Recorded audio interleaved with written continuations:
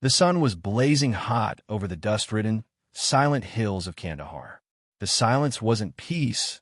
It was the kind that whispered warnings. Sergeant Elijah Carter, a 32-year-old African-American soldier, moved cautiously through the cracked earth of a ghost town left behind by war.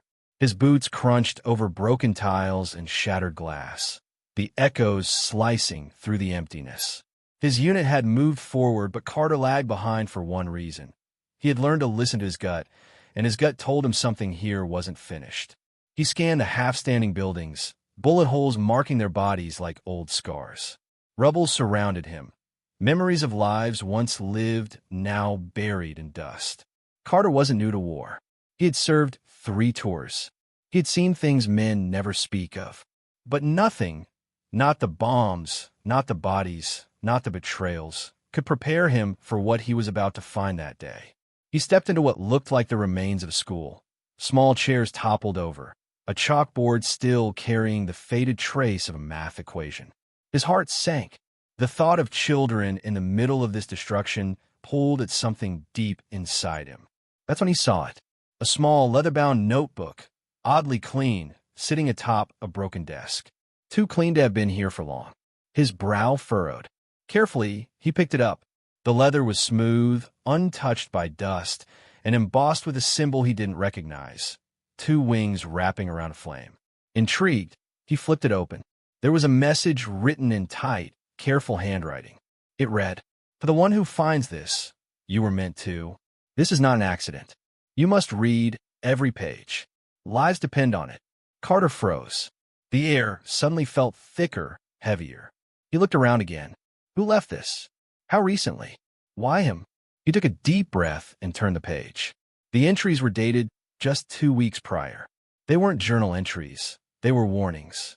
Descriptions of covert operations, coordinates, times, and most disturbingly, predictions. They described attacks that hadn't yet happened, but some already had, down to the exact date. How was that possible? He whispered. He flipped faster, then stopped. There it was. His own unit. A prediction. May 14th. Unit 6 Delta will face an ambush on return. One will fall unless the route is changed. Today was May 14th. His heart pounded. This wasn't a prank. Someone knew too much, and someone was trying to stop it. He grabbed his radio. "Command, this is Sergeant Carter. Requesting immediate reroute authorization. I believe our current path may be compromised." There was a pause on the other end. "On what grounds, Sergeant?" He hesitated. "Classified intel. I'll explain later. Please trust me." There was another pause, then static crackled, followed by, "Route change confirmed. Coordinates sent. Be advised, Carter, we're trusting your gut." He breathed out. He didn't have time to explain the notebook. Not yet. As he turned to leave, something made him stop. There was more in the notebook. The next page read, "Elijah, this is for you." He blinked. That was his name. Not Sergeant Carter. Not soldier. Elijah. How did it know? His hands trembled as he read on. "You are more than a soldier. You are chosen to carry something through this world that others cannot. This is not about war. It's about awakening." Chills ran through him. "You have questions. You've always had them. About why your mother said you had the gift, why you see things in dreams before they happen, why sometimes the silence feels like it's speaking to you." His knees weakened. This was no ordinary notebook. It knew too much. Too personally. Too intimately. He closed his eyes and memories flooded in. His grandmother lighting candles and humming in the old Louisiana dialect, telling him, "Boy, one day, something's gonna come for you. Not to hurt you, but to use you. For good." Was this it? The silence around him now felt different. Like it was waiting. Like it knew he had found what he was supposed to. He looked down at the last line on the page. "Go to the place where the 3 stones lie under the crescent. You'll know it when you see it. There, the truth will begin." Then the pages went blank. He scanned the ruins again, heart racing. 3 stones. Crescent? That's when he saw it. A few meters outside, tucked behind what looked like a collapsed wall, were 3 oddly arranged stones in a triangle, and behind them, the curve of a broken crescent-shaped metal pipe from an old irrigation line. He moved toward it, clutching the notebook. As he stepped closer, the ground beneath him gave a light tremble, and he instinctively backed up. Then, the earth cracked open just slightly, just enough to reveal an iron hatch buried beneath sand and time. Carter stood in shock. This wasn't in any map. This wasn't just an old ruin. This was something hidden, and someone wanted him to find it. Elijah Carter knelt before the iron hatch, brushing away more sand to reveal its outline. It was circular, ancient-looking, but reinforced with metal that had no signs of rust. Odd. Everything else around here had been decaying for years. But this hatch? It looked untouched by time. There was no visible handle, just a slot like it required a key. But he had no key.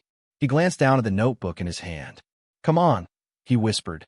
"If you knew I'd find this, you had to leave a way in." He turned it over, running his fingers along the spine.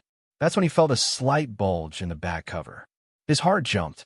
Carefully, he peeled back the leather.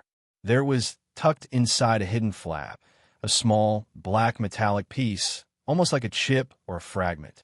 When he brought it closer to the hatch, a low hum vibrated through the ground. Without warning, the hatch hissed and slowly began to open on its own, revealing a dark tunnel descending into the earth.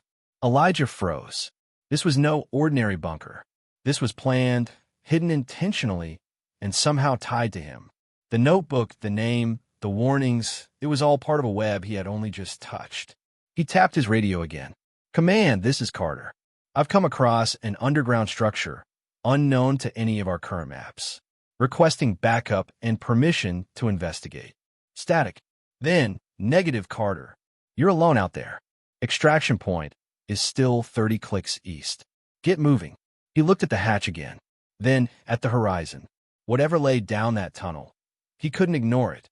Not after what he had read, and not after the message had used his name. He secured his rifle, took one last look behind him, and climbed down into the unknown. The air was cooler underground, yet thick with the smell of oil, stone, and something old, like books left untouched in a cellar. The walls were smooth, metallic, lined faintly with lights that flickered to life as he stepped forward. "Sensors? Who built this?" he muttered. After walking about 20 feet, the tunnel opened into a chamber. And in the center of that chamber was something that made him stop cold. A black monolith, about the height of a man, stood upright. Its surface shimmered, like glass and liquid at once, reflecting not just his image, but his past. He stepped closer, and suddenly, a memory played across the surface. A young Elijah, about 10 years old, sitting in church with his grandmother, watching her cry as the choir sang. Then another flash. Elijah at 17, standing at his mother's funeral, confused, angry at a world that kept taking the ones he loved. Then Elijah at boot camp, fists clenched, staring down a commanding officer, refusing to be broken. He staggered backward. "What is this?" he whispered. The monolith pulsed. Then a voice, soft, yet firm, echoed through the chamber. "This is not the end of your war, Elijah. This is the beginning of your remembering." He froze. Who said that? No answer. Just the hum of energy building. The monolith shifted again, and this time, it showed a future. Elijah standing in front of a crowd. Not as a soldier, but as a speaker, a leader. Behind him, a banner. Unity Corps, the New Alliance. He was older, wiser, but his eyes, they held the same fire. Then the scene blurred and changed again. A world divided by war. Cities on fire. Governments collapsing. But one faction, one force, rising from the ashes, wearing a symbol. The same winged flame that was on the notebook. He staggered back, heart racing. It didn't make sense. Or did it? Was someone, or something, showing him what was coming? Was he being prepared? Then came the final image, a woman. Her face half lit, eyes deep with sorrow and wisdom. She looked right at him, as if staring through time. And she whispered, "It's almost time, Elijah. The truth will find you. But first, you must protect the message." Then darkness. The monolith went silent, and the notebook in his hand began to glow faintly. He opened it. New words had appeared. "Leave now. They are coming. The ones who want this truth buried. No name. No signature." He didn't need one. He turned and ran back through the tunnel. As he climbed out, the hatch sealed behind him, disappearing into the sand as if it had never been there. Within seconds, he heard the sound of trucks, multiple engines, closing in fast. He dove behind a broken wall, scanning through his binoculars. Black vehicles. No military markings. This wasn't his unit. These were the ones the notebook warned him about. Armed men stepped out, scanning the area. One of them held a device, tracking something. Carter's gut clenched. The notebook? He slipped it into a pouch, then quietly activated his emergency locator. The notebook had just saved his unit. Now he had to save it. As he crawled through the back alleys of the ruined town, heading east, he could hear the men behind him shouting, searching, turning over rubble. They knew he had seen something. They knew he knew. And now, everything had changed. He wasn't just a soldier anymore. He was a messenger of something far greater. Elijah didn't stop running until the war zone faded behind him and the burning sun began to dip below the horizon. His body ached. His legs throbbed. But his heart beat stronger than ever, not from exhaustion, but from the fire of purpose. He had something they wanted. He had seen something they didn't want the world to know. The message from the notebook echoed in his head. Protect the message. But what was the message? And more importantly, who had written it? As he reached the ridge, overlooking the valley where the extraction point was scheduled, he crouched behind a collapsed wall and pulled the notebook out again. The pages had changed once more. Words were scrawled across a blank page that was previously empty. Trust no rank. Trust no uniform. Only the truth you've seen is real. They fear you because you remember. His fingers trembled. The implications were massive. Could it be true? Were there people, perhaps even within his own command, trying to keep this hidden? Suddenly, it all came rushing back. The strange looks from the colonel last week, the coded radio silence, the last-minute deployment changes that didn't make sense. It wasn't paranoia anymore. It was pattern, and Elijah Carter was now at the center of it. Just then his earpiece crackled. "Carter, this is Skywatch 2. Do you copy?" He pressed his mic. "Copy." "You're not going to believe this, soldier," said the voice from the chopper above. "We've got unidentified vehicles converging fast. Not enemy. Not friendly. No transponders. Can't track them properly." Elijah's jaw tightened. "I believe it," he said grimly. "I'm almost at the LZ. Hover silent until I give the signal." "Roger that." He packed the notebook, secured his weapon, and pushed forward. But as he neared the LZ, he spotted something strange. A child, sitting alone on a rock, no more than 8 years old. A local, but clean, calm, staring straight at him. Where had she come from? He looked around. No signs of family. No signs of fear. Only her wide brown eyes watching him with an intensity that unnerved him. He knelt. "Hey," he said gently. "Are you lost?" The girl didn't respond. She only lifted her hand slowly and pointed to his chest. "The fire will follow you," she said in perfect English. Elijah froze. "What did you say?" "The fire," she repeated, then blinked and was gone. He spun around, heart pounding. But she had vanished. No sound, no footprints, just air. What was happening? He didn't have time to dwell on it. Behind him, an explosion ripped through the sand, sending debris flying. Trucks, black-clad soldiers, the ones from before. They had followed him. They had found him. And now, there was no more hiding. He raced for the extraction point, signaling the chopper.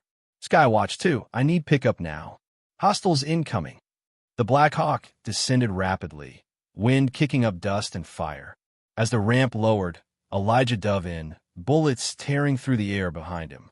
He looked down to see 3 trucks skid to a stop where he had just stood.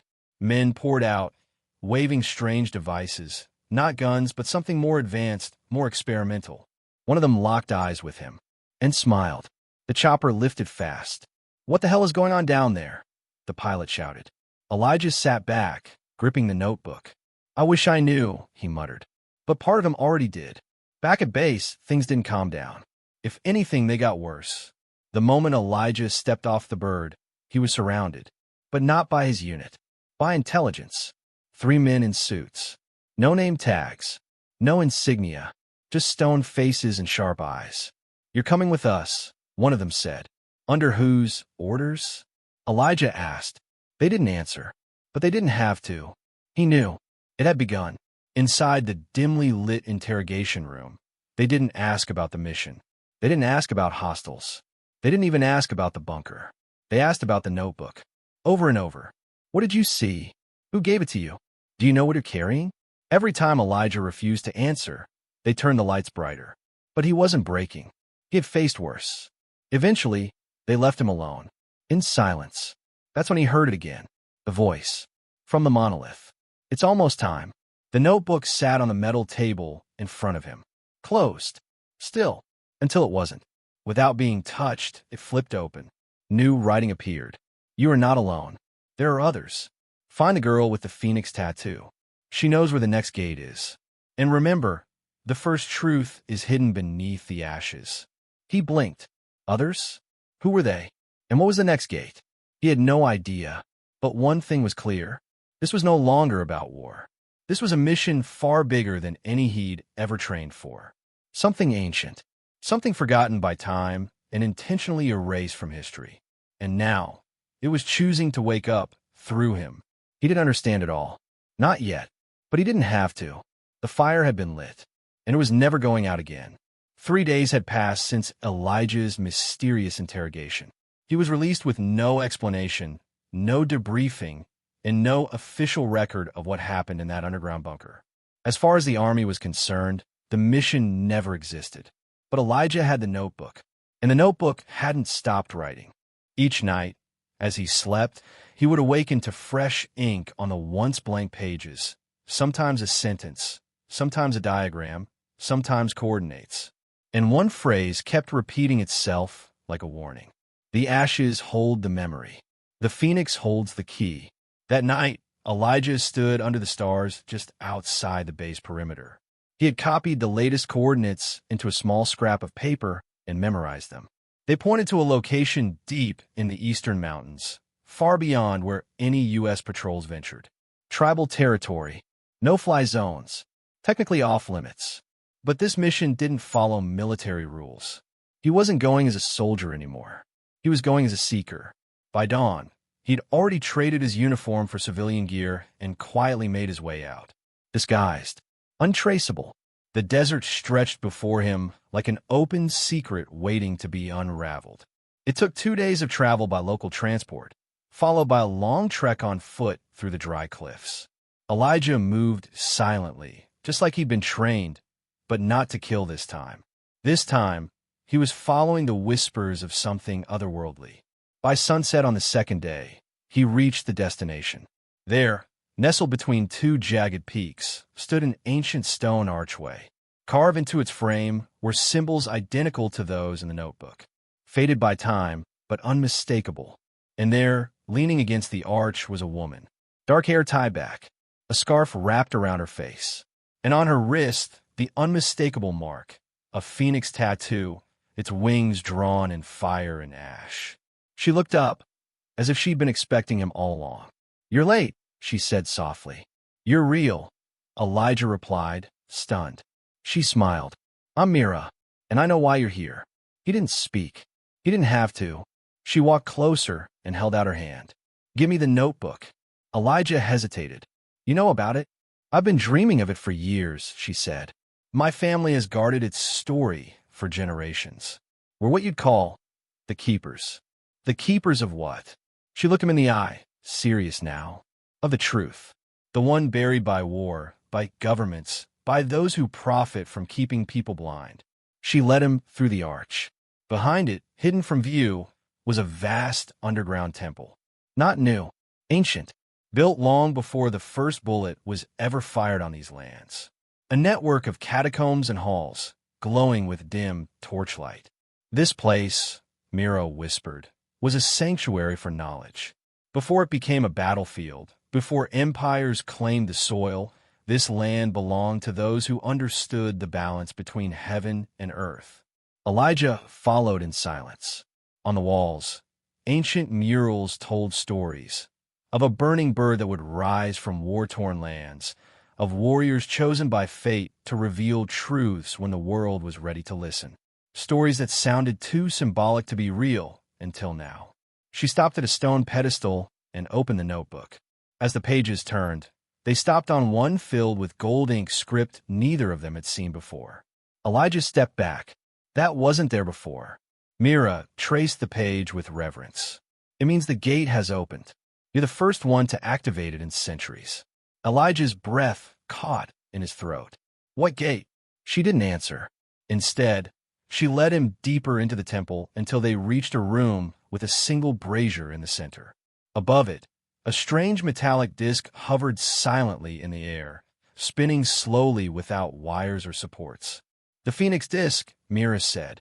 Legend says only a soul marked by war, yet unbroken by hate, can unlock it. You think that's me? I know it is, she said gently. Elijah walked toward it, the notebook still in hand. As he approached, the disc stopped spinning and began to glow. The flames in the brazier surged higher, and the entire room seemed to tremble. A voice, not Myra's, not his own, filled the chamber. The world is blind, but you have seen. The gate awaits. Will you walk through it, even if it means never coming back? Elijah felt the weight of the moment press on his soul. He thought about everything, his comrades, his lost unit, the children caught in crossfire, the silent wars fought not with guns, but with lies. He looked at Mira. She nodded once. This is your decision, not mine. Elijah stepped into the circle of fire.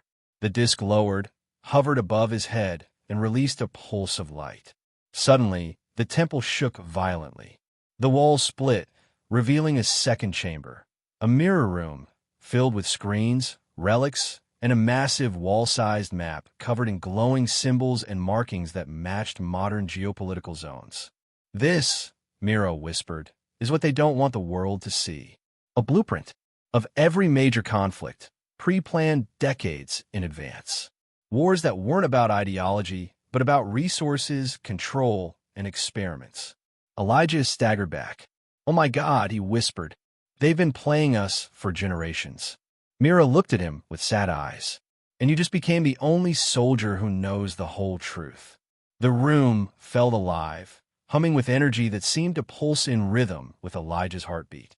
He stood motionless in the war chamber, stunned by what lay before him. The glowing map now zoomed and shifted, showing dates, names, flags, and patterns. Patterns so intentional, so coldly mathematical, that it made his stomach churn. He stepped closer. The wall projected live data feeds, classified transmissions, troop movements, even satellite imagery. All of it feeding into a central system, tracking every global event like chess pieces on a board. But this wasn't just a map. It was a war engine. Mira watched him carefully. This technology is older than you think. Older than me. Older than even your government. He turned to her, disbelief in his voice. You're saying the wars we fight, they're scheduled? Some are allowed to happen. Others are ignited on purpose, she explained softly. When populations grow too hopeful, too independent, something is triggered. Civil unrest, economic collapse, regime change. All pre-calculated. Elijah ran a hand over his face. The weight of every fallen comrade, every bullet fired, now felt different. Betrayal wrapped itself around his memories. He stared at the notebook. And this little thing knew all along. Mira nodded. It's not just a notebook. It's a vessel. It responds to the soul of the one carrying it. You're the first to activate it because your heart remained uncorrupted by the war. Elijah shook his head. That's not true. I've done things I regret. But you regret them, Mira said. That's the difference. This notebook listens to conscience, not perfection. Just then, the map shifted again. A blinking red light appeared over a new location, the United States. No, Elijah whispered. That can't be right. Myra's expression darkened. The storm is moving west, and they've already chosen the next conflict. The wall began streaming intel. A false flag event. Civil unrest. Media manipulation. All planned. All about to unfold within weeks. They're turning the machine inward, Elijah realized. Creating chaos at home to justify lockdowns, surveillance, control. He backed away. I have to stop this. I have to expose it. Mira stepped in his path. No, You need to understand it first. If you go now, they'll destroy you before you even speak. But if you take what you've learned and follow the notebook's next path, you'll find others like you, witnesses, keepers, voices that can't be silenced together. Elijah's eyes narrowed. You're saying this is bigger than just me? It always has been. She handed him a small, metal case. Inside was a crystal chip glowing faintly. This contains a copy of everything in this room. The knowledge, the timelines, the code. Elijah tucked it inside his jacket, then looked back at the war engine. His fingers brushed the surface of the projection, and the notebook began to write again. But this time, it wasn't in cryptic lines. It was in his own handwriting. You were never meant to fight their wars. You were meant to end them. Mira touched his arm. It's time. The exit's this way. They walked in silence, their steps echoing through the corridors of history carved into stone. At the surface, the sky had begun to change. Clouds twisted above the cliffs in strange spirals. Something had shifted. Elijah had turned to her one last time. If I don't make it, you will, she interrupted, because you're no longer alone. With that, she disappeared back into the shadows of the sanctuary. The stone archway sealed behind him. The desert air struck his face, cold and electric. He checked the notebook again. New coordinates, this time in the heart of Europe. A city where ancient knowledge had been buried under layers of modern chaos. A hidden library. Another keeper. Another piece of the puzzle. He didn't know how long he'd have before they caught on. But Elijah was no longer just a soldier. He was a messenger now. And messengers don't stop because of fear. They deliver the truth, even when the cost is everything. As he disappeared into the night, the notebook glowed faintly in his pocket, as if whispering that this journey was only just beginning. The train station in Prague was shrouded in mist, the kind that felt almost alive, thick, swirling, and oddly quiet. Elijah stepped onto the platform, wearing a weathered coat. His military posture softened now, replaced by a calm determination. In his coat pocket, the notebook thrummed lightly, like a heartbeat syncing with his own. He had followed its coordinates precisely. Across borders, past checkpoints, through forests and alleys. And each time he thought of stopping, a new piece of the puzzle would emerge. Sometimes a note tucked inside an old book in a library basement. Sometimes a person who would speak a single coded sentence before vanishing again into the crowd. He was not chasing shadows anymore. He was walking in step with destiny. Today, the notebook had led him to this station. More specifically, to track 11 at exactly 7:13 a.m. As the old train pulled in, creaking, hissing, breathing like some ancient beast, a tall man in a black overcoat stepped off. His face was lined with time, but his eyes were sharp. They locked eyes immediately. The man nodded once and handed Elijah a small black envelope. No words, just a gesture. Inside was a single key and a slip of paper. Beneath the library, Vault 7. Elijah knew the place. An old Romanesque building tucked behind a university. It had survived wars, regimes, and revolutions. And now, it would offer another truth, if he could reach it. But someone else was already watching. He felt it before he saw them. Figures at the far end of the platform. Black suits, earpieces, silent coordination. They had found him. The chase began not with noise, but with quiet, controlled urgency. Elijah slipped through the train, jumping cars, weaving through corridors. He was a soldier again, but this time, he wasn't running from war. He was running with the message. The notebook pulsed in his hand as he burst out the rear of the train, rolling down a grassy embankment into the fog-drenched streets of Prague. Horns blared. Pigeons scattered. The city stirred as dawn painted gold along its edges. Down alleys, across bridges, through courtyards, he ran until he stood before the ancient library, its arched doors like the mouth of some forgotten memory. Inside, the air was still. He made his way past the main reading hall, down an iron spiral staircase, through a passage marked staff only. At the end of the corridor stood a door with a faded emblem. Vault 7. He inserted the key. A click. The door creaked, opened slowly. Inside was a circular chamber lined with stone, books, and machines older than time. In the center, on a pedestal of carved obsidian, rested a second notebook, its leather worn, its edges glowing faintly. Not identical, but kin to his own. He approached cautiously. As he touched it, a surge of images flashed through his mind. Wars, treaties, betrayals, heroes erased from history. And finally a council, a group of individuals, each from different nations, times, beliefs, gathered in secret. The original guardians of the balance. Their mission had never been power. It had been preservation of truth. Suddenly, the room flickered with life. A holographic projection ignited above the notebook. A face appeared, Mira, but not in person. A pre-recorded message. If you're seeing this, you've made it to the final passage. You now hold what few ever find. Truth that survives time, empires, and deception. But this is not the end. It is your choice now. Share it, or protect it. One exposes the darkness. The other ensures it cannot be used again. The notebook will respond to your will. Choose wisely, Elijah. The message faded. He stood there, notebook in one hand, truth in the other. To reveal everything, to leak the knowledge, awaken the world, spark upheaval, or to guard it, to ensure it never becomes a weapon in the wrong hands again. The weight of the moment pressed down hard. And then, a voice behind him. You're not alone. He turned. For others entered the chamber. People he had glimpsed along his journey. A librarian from Istanbul, a young monk from Myanmar, a journalist from Kenya, an old professor from South America. Each carried their own version of the notebook. Each had been following their path. Together, they were the new guardians. No longer was the truth held by the powerful. It was now protected by the willing. Elijah placed the notebook on the pedestal beside its twin.